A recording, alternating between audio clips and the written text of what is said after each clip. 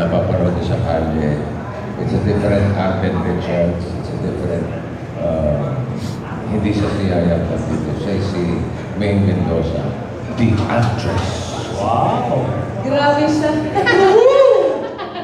Di ba, ano yun yung movie rin ito ni Ai de las Alas? Nagbago ba si Ai? Kumusta naman ulit siyang kapareha? Parang may love scene yata kayo, bossing. Ah? May love scene pa kayo. Parang galing kayo sa kama, di ba? Love scene? Yes? Hindi for general patronage kami. Laplapan lang. Okay.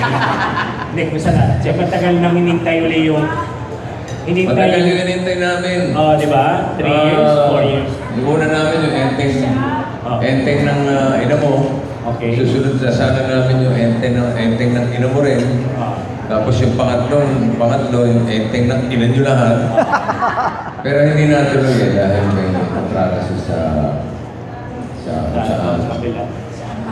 Kung saan mga dako siya naroon.